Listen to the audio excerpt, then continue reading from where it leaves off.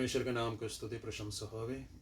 फिर से और एक बार इस ऑनलाइन के माध्यम से हमें आपस में जुड़ने में और परमेश्वर के आराधना स्तुति प्रशंसा गीतों के द्वारा करने में परमेश्वर ने सहायता मदद की, इसलिए मैं परमेश्वर को धन्यवाद देता हूँ जिसने हमें अपने पवित्र संगति में बुलाया। उस प्रभु यीशु मसीह के अधिपवित्र नाम से आप सबको जय मसीह की।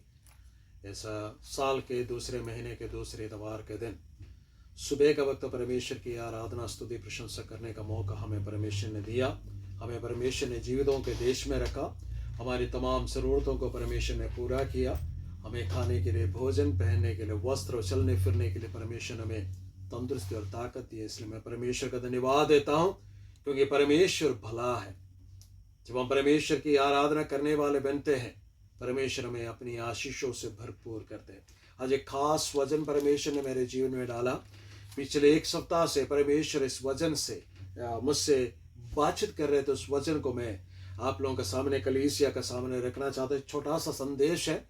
हम 3 आयतों को हम भजन संहिता के किताब से पढ़ेंगे। भजन संहिता 116 उसका 12, 13 और 17 पद को हम पढ़ेंगे। 12, 13, 17 116 भजन संहिता उसका 12 और 13 और 17 इन 3 वचनों को हम पढ़ेंगे। परमेश्वर आज सचमुच में वास्तव में हमसे बोलेंगे और बातचीत करेंगे। परमेश्वर के सम्मुख में हमारे जीवन को किस प्रकार और परमेश्वर के आशीषों को प्राप्त करने के लिए हमें लाना चाहिए, इन वचनों से हमें परमेश्वर बातचीत जरूर करेंगे। कोई भी वचन पढ़कर मदद करे।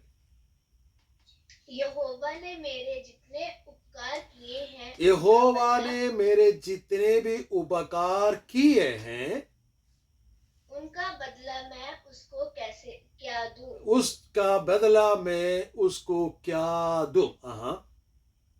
मैं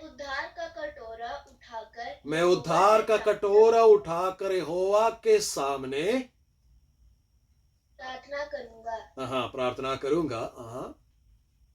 मैं तुझको धन्यवाद बलि चढ़ाऊंगा। मैं तुझको धन्यवाद बलि चढ़ाऊंगा। और यहोवा से प्रार्थना करूंगा। और यहोवा से प्रार्थना करूंगा। इन वचनों को पढ़े जाने से, सुने जाने से परमेश्वर में आशीष और बरकत। परमेश्वर ने 12वीं आयत से मुझसे बातचीत की। इसमें इस प्रकार लिखा है कि यहोवा ने जितने भी उपकार मेरे जीवन में किया है, उसके बदले में मैं उसे क्या दूं? कारण क्या है?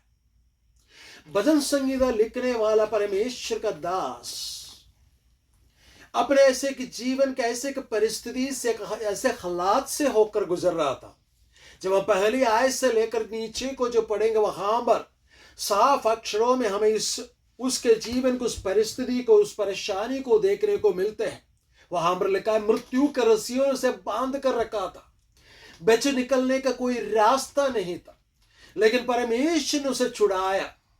उसके दुख के कारण परमेश्वर से उसने प्रार्थना की और पहली आयत में इस प्रकार लिखा है, मैं परमेश्वर से प्रेम करता हूं क्योंकि उसने मेरे गिड़गिड़ाने को सुना है, मेरे प्रार्थना को सुना है। मृत्यु के रस्सियों ने मुझे बांध कर रखा था, मैं आधा गड्ढा में था, मुझे बचने का कोई चांस नहीं था, कोई चारा नहीं था, लेकिन जब मैंने परमेश्वर से प्रार्थना किया, मेरे गिड़गिड़ाने को उसने सुना। और कहते हैं कि उसके उन उपकारों के बदले में क्या दे सकता हूं। पिछले साल विभिन्न प्रकार के परेशानियों से होकर मैं और आप गुजरे। जीवन में ऐसे ऐसे परिस्थितियों को भी शायद हम देखेंगे कि अगला पल कैसे जिएंगे। हमारे जीवन में ऐसे भी विचार आए होंगे, जैसे कि हम 10 और 11वीं आयत में लिखा हुआ उन वचनों को पढ़े। हमने कई बार इस बात को बताए होंगे। 10 और 11वीं में पढ़ाना चाहूंगा, वैसे हमने भी बात की होंगे। 10 और 11 में पढ़िए। मैंने जो ऐसा कहा है, इसे विश्वास की कसौटी पर कसकर कहा है। मैं तो बहुत ही दुखी हूं। बीते सालों में शायद आपने कहा हो कि मैं तो बहुत ही दुखी हूं। मेरे जितना दुख किसी को भी नहीं है, मेरे दुख का अंदाजा किसी को भी नहीं है। मैंने अपने विश्वास के कसौटी को कसकर बोला कि मैं दुखी हूं। कई बार हमने नकारात्मक बातों को कहा, कई बार हमने कहा कि मैं दुखी हूं, मैं रोगी हूं, मैं परेशान हूं, मैं दरिद्र हूं, मैं गरीब हूं, मुझे कौन बचाएगा। परमेश्वर से बार बार मैं प्रार्थना कर रहा, लेकिन कोई रास्ता, I cannot see any way out, मैं कोई भी रास्ता जो परमेश्वर की ओर से खुला हुआ रास्ता मैं देख नहीं पा रही हूं या देख नहीं पा रहा। कई बार हमने ये सवाल किया होगा कि परमेश्वर है कहां। बहुत ही दुखी हूं। आगे क्या लिखा है? मैंने उतावली से कहा, मैंने पहले कहा कि मैं बहुत दुखी हूं, फिर उतावली से होकर इस प्रकार कहा कि सब मनुष्य झूठे हैं। सबके सब मनुष्य झूठे हैं। हर मनुष्य में मैंने क्या देखा? उनके झूठ बोलने की आदत, उनके झूठापन को मैंने देखा। अगर कोई सच्चाई से आकर भी मुझसे बात करे, तब भी मैंने क्या किया? शक के नजरों से उन्हें देखा और कहा कि नहीं, आपकी स्थिति बदल जाएगा, हम प्रार्थना कर रहे, आपके ये दिन बीत जाएगा, आप अच्छे में आओगे। ये सारी बातें कहने के बावजूद भी कई बार हमने बोला हुआ कि सबके सब झूठे हैं। कई बार परमेश्वर ने पिछले साल हमसे बातचीत करते रहा कि परमेश्वर ने कहा कि हुआ कब बाट जोता रहो, तुम्हारे जीवन को बदलने जा रहा हो, परिस्थिति को बदलने जा रहा हो। लेकिन हमने कई बार क्या कहा? मैं बहुत दुखी हूं, परमेश्वर भी मेरा हालात नहीं बदल सकते। लेकिन 12वीं आयत में परमेश्वर का दास को सोच विचार बदल जाता है। वो परमेश्वर के सम्मुख में जब जाते तो उसका मन के अंदर एक सवाल उठकर आ जाता है। आज सुबह का वक्त परमेश्वर का आत्मा मुझसे और आपसे यूं कहना चाहते हैं, आपने दुख को देखकर कहा है कि मैं दुखी हूं, आपने परेशानी को देखकर कहा कि मैं परेशान हूं, मैं बहुत ही ज्यादा परेशानी में पड़ा, सारे लोग झूठ बोलने वाले, ये सारी बातें हमने कहा। लेकिन आज सुबह का वक्त परमेश्वर की आत्मा मुझसे और आपसे यूं कहना चाहते हैं, मुझे चिताना चाहते हैं, आपको चिताना चाहते। हम उन परेशानियों को देखने के बजाय इस बात के खोज में लगे रहे कि परमेश्वर ने जितने भी उपकार मेरे जीवन में किया, उसके बदले में मैं उसे क्या दूं, उसके बदले में उसे क्या दूं। पिछला साल हम मर सकते थे, पिछले साल हम आंसुओं में जीवन बिता सकते थे, पिछले साल हमारे पैर में ठोकर खा सकते थे। उन तमाम बातों से परमेश्वर ने हमें बचाया। इसलिए परमेश्वर का दास इस प्रकार कहते हैं, मैं परमेश्वर के उन भलाइयों को याद करते हुए मैं परमेश्वर के सम्मुख में उद्धार का कटोरा लेकर मैं प्रार्थना करूंगा। 17वीं आयत में इस प्रकार हमने पढ़ा कि मैं धन्यवाद का बलि चढ़ाऊंगा। हालेलुया। परमेश्वर से, यहोवा से प्रार्थना करूंगा। आज सुबह के वक्त परमेश्वर का आत्मा यूं कहते हैं, आपके जीवन में जो नुकसान, जो नष्ट हुआ है, जो परेशानी हुआ, उन बातों को सोचकर अपने मन को व्याकुलता में डालकर ना बैठे, बल्कि परमेश्वर ने आपके जीवन में छोटे छोटे बड़े बड़े कामों को जितने भी किया है, उन तमाम कामों को याद करते हुए मेरा परमेश्वर की आराधना और प्रशंसा करें। जब परमेश्वर की आराधना और प्रशंसा करेंगे, हम परमेश्वर का धन्यवाद का बलि चढ़ाएंगे। परमेश्वर का पवित्र वचन में इस प्रकार लिखा है, जो परमेश्वर को धन्यवाद का बलि चढ़ाते वो परमेश्वर का महिमा करते। जब 91वां भजन संहिता पढ़ते हैं, इस प्रकार लिखा है कि मैं उसे छुड़ाऊंगा क्योंकि उसने मुझसे स्नेह किया है। परमेश्वर की आराधना करने का, परमेश्वर का भलाइयों को याद करने का मतलब है कि आप परमेश्वर से प्रेम करते हैं। हालेलुया। प्रभु यीशु मसीह ने पत्रोस से 3 बार पूछा कि क्या है पत्रोस, तू मुझसे प्रेम करता है क्या? परमेश्वर का सम्मुख में जब हम आते हैं, परमेश्वर इस प्रकार कहते हैं, इस प्रकार हमसे सवाल कहते हैं, पूछते हैं कि क्या तुम मुझसे प्रेम करते हो। जब ये प्रकाशित वाक्य किताब पढ़ते हैं, एक कलीसिया से परमेश्वर इस प्रकार कहते हैं, तुम्हारे विरोध में मुझे कहने का है कि तुमने अपना पहला सा प्रेम छोड़ दिया है और क्या करने लगा कि अपने दुनियादारी चिंता की बातों में डूब गए हैं। लेकिन आज परमेश्वर के आत्मा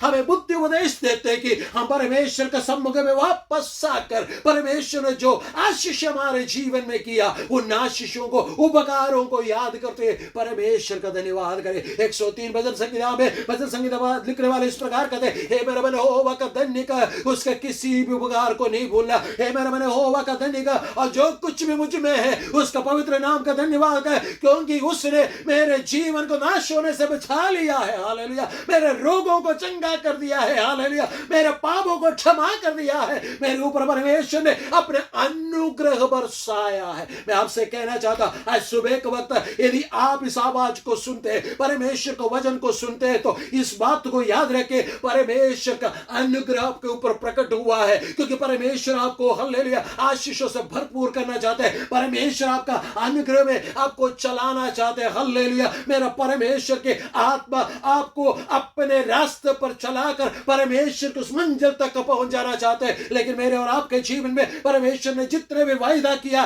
वो वायदा पूरा होने का एकमात्र सूत्र, एकमात्र कुंजी है कि हमारे परमेश्वर के सम्मुख में उन्होंने जो कुछ भी किया उन उपकारों को याद करते हुए परमेश्वर की आराधना और धन्यवाद के बलि चढ़ाए। आपको क्या नहीं मिला उस बात को सोचकर ना बैठे।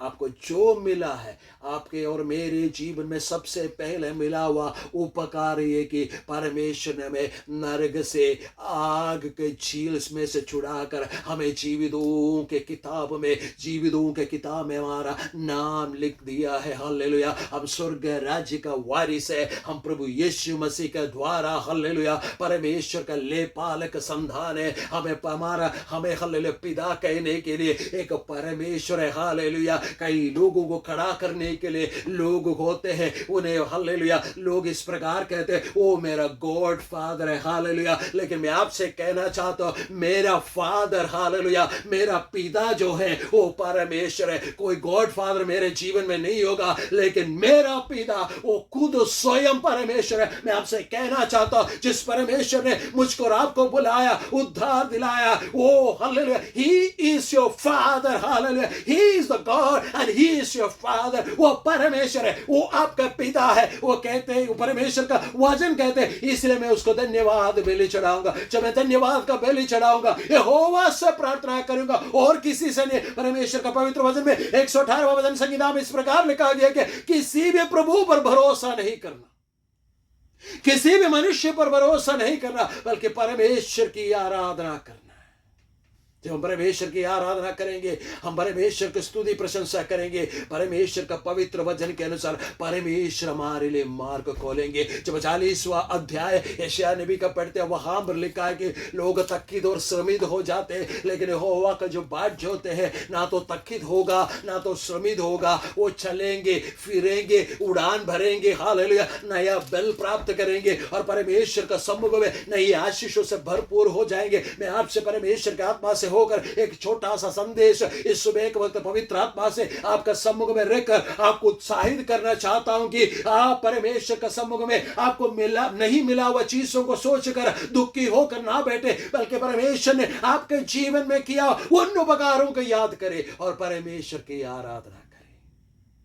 शायद आपके घर वाले प्रभु को नहीं जानते होंगे, शायद प्रभु आपके घर वाले आपको तंग करते होंगे, प्रभु को आप जानते हैं इसलिए, प्रभु से आप प्रार्थना करते हैं इसलिए आपको तंग करते होंगे। लेकिन आप ना से होकर मैं आपसे कहना चाहता उन बातों को नजरअंदाज करते हुए आपके व्यक्तिगत जीवन में परमेश्वर ने किए वो शुभकारों को याद करते हुए परमेश्वर का धन्यवाद करें। बाइबल के अंदर देखे एक व्यक्ति के विषय में देखते हैं कि पिछला बार भी हमने इस विषय में पढ़ा था कि अब्राहम हालेलुया मूर्ति पूजकों के बीच में से परमेश्वर ने उसे बुलाकर अलग किया और परमेश्वर का पवित्र वचन मिलेगा, जहां कहीं अब्राहम गया वहां परमेश्वर के लिए उसने बलिवेदी बनाकर परमेश्वर की आराधना किया। परमेश्वर ने जितने भी उपकार किया उन तमाम उपकारों को उसने याद किया और स्मरण किया, परमेश्वर का धन्यवाद बलि चढ़ाया। और आपको मालूम है काफी साल बीतने पर, सदियां बीतने पर भी आज भी अब्राहम को हर कोई याद करते हैं और अब्राहम बहुजातियों के पिता,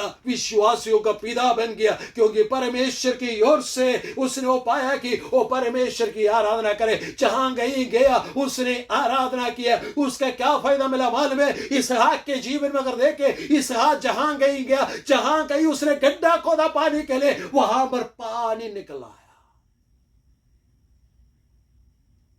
इसहाक खड़े होकर अकाल के मध्य में उसने बीज बोया। परमेश्वर का पवित्र वचन में इस प्रकार लिखा गया कि उसने जब बीज बोया उसे 100 गुना फसल काटने को मिला। आगाल का मध्य में। क्यों?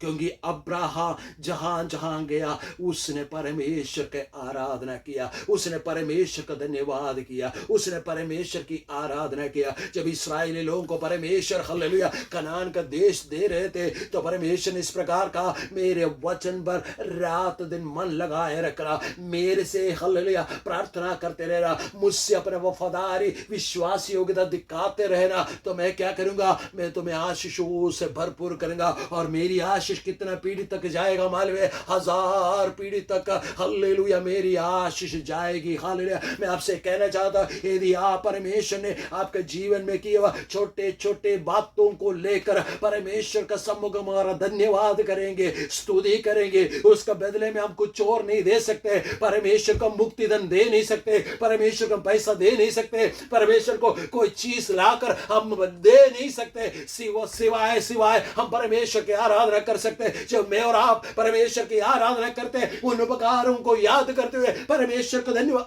पहले चढ़ाते हैं और परमेश्वर से प्रार्थना करते हैं, तो परमेश्वर क्या करेंगे? बल में परमेश्वर अपने आशीषों को सोत हमारे ऊपर बहा देंगे। वो आशीषों को सोत हमसे निकलकर, हमसे बहते हुए, हमारे पीढ़ियों से बहते हुए अनेक पीढ़ियों तक वो आशीष पहुंचेगा। क्या आप आशीषित होना चाहते हैं? परमेश्वर के एकमात्र तरीका, परमेश्वर के एकमात्र कुंजी है कि हम परमेश्वर की आराधना करें। क्या आप परमेश्वर की आराधना करते हैं? क्या मैं परमेश्वर की आराधना करता हूं? हम मुंह से बोलने वाले नहीं, बल्कि दिल से हमारा परमेश्वर का धन्यवाद बनने वाले बने। परमेश्वर ने के उन उपकारों की याद करे। 1 महीना बीत गया, 1.5 महीना बीत गया इस नए साल का। इस नए साल में परमेश्वर ने किया हुआ छोटे बड़े उन उपकारों को याद करें और आप परमेश्वर को जब धन्यवाद करने लगेंगे, मैं आपसे कहना चाहता हूं, बीते सालों में जितने भी परमेश्वर ने वायदा आपका साथ किया, वो सारे वायदा आपके जीवन में पूरे होते हुए आपको नजर आएंगे।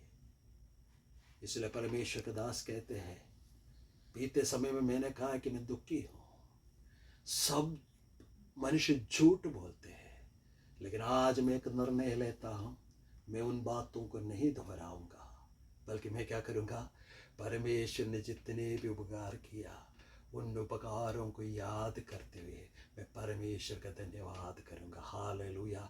उद्धार का कटोरा लेकर उसका सम्मुख में मैं प्रार्थना करूंगा, मैं धन्यवाद का बलि चढ़ाऊंगा, मैं परमेश्वर से प्रार्थना करूंगा। जब मैं और आप परमेश्वर का धन्यवाद करेंगे, आराधना करेंगे, परमेश्वर का पवित्र वचन में इस प्रकार लिखा गया कि वो हमारा आराधना में प्रसन्न हो जाते हैं, हमारे हालेलुया स्तुतियों में वो विराजमान हो जाते हैं। प्रभु के पवित्र वचन में लिखा है, जहां कहीं प्रभु यीशु मसीह गया वहां अद्भुत कार्य हुए। मैं आपसे कहना चाहता हूं, आपका रोना बंद करे, आपके चिंतित होना बंद करे और उसके बाद आप क्या करें, परमेश्वर का सम्मुख में आराधना करना शुरू करें, परमेश्वर का सम्मुख में उसको धन्यवाद का बलि चढ़ाना शुरू करें। मेरा परमेश्वर आपके और मेरे उस आराधना में वो प्रकट हो जाएगा, हमारे स्तुतियों में विराजमान हो जाएगा। जब स्तुतियों में विराजमान हो जाएगा, क्या होगा, जब हम प्रभु यीशु मसीह आते हैं वहां अद्भुत कार्य होते हैं, वहां रोगी चंगे हो जाते हैं, हालेलुया।